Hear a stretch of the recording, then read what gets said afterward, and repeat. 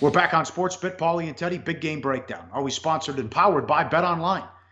Strong promotions, every type of wager you're looking for, exceptional customer service. Chiefs at home to the Broncos, 7, 42.5 the total. Big spot here for the Broncos. We talked about this on Sports Bit when the schedule came out. What did I do to deserve this? That's what Denver's saying. At LA to take on the Chargers, loss. Monday night in Kansas City, followed by a short week and an early start in Philly. Then they catch the Patriots at home, and New England's off a bye. This stretch will determine if the Broncos sink or swim. Although it doesn't get a whole lot easier down the stretch, they play 4 of their last 6 on the road, and 3 of those 4 road games are trips back east, which the Western teams don't tend to fare well in. So, yeah, these 3 games crucial for their season, 3 step-up in classes in a row for Denver, but doesn't get a whole lot easier down the stretch for this Broncos squad, especially if you consider the struggles of this defense. Look at the Football Outsiders charts, all right? The rush defense has been solid all year, but the pass defense has declined pretty significantly based on the FBO ranking. Number 1 in 2015, number 1 in 2016, in 2017, all the way down to number 17. What's the decline, Pauly? Well, mostly it's about Denver's offense and opposing teams not having to play from behind against the Broncos and force the ball downfield. Nobody's playing aggressive against Denver these days. They're playing conservative, and the Broncos haven't been able to challenge that. That means the defense unable to make plays. Yeah, 2 great quotes here. Number 1, Coach Vance Joseph. When you don't score, it's hard for our defense to cause havoc. Everything's being played close to the vest. The Giants threw 1 pass over 8 yards.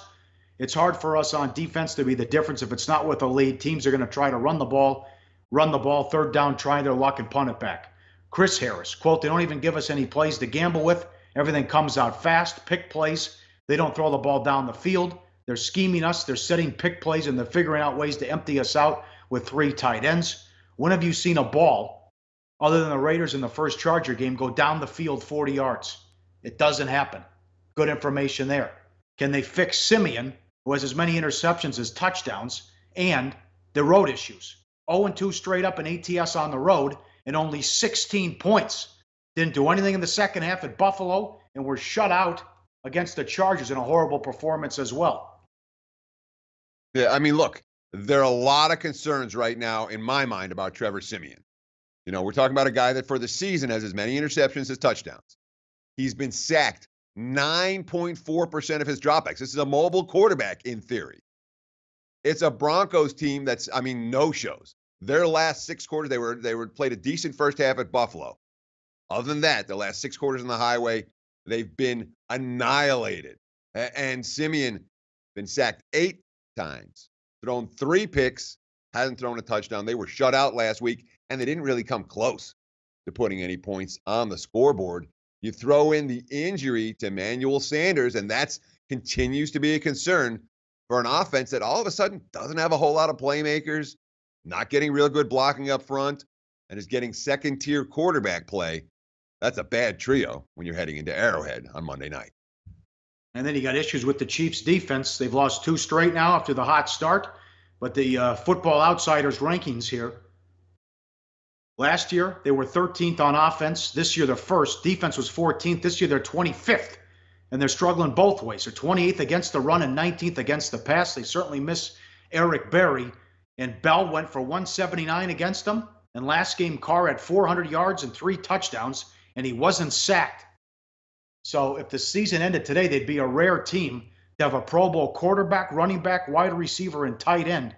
But the talent across the board has allowed Reed to open up the playbook, but they haven't been able to get stops lately, and that is definitely cause for concern with the Chiefs, although it's a great matchup as you're getting the reeling Broncos coming to town as well.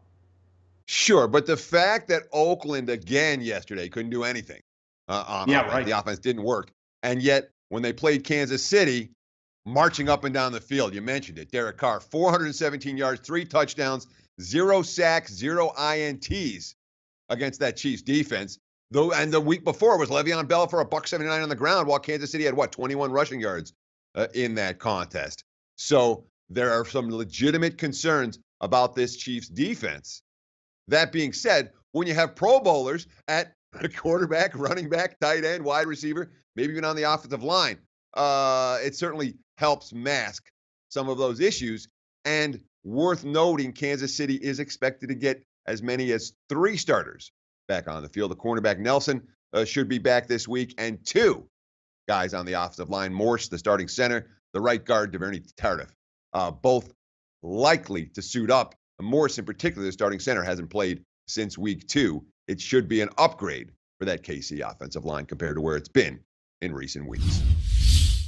Hey, guys, for the full video, go to sbrpicks.com. Hey guys, thanks for tuning in to our channel.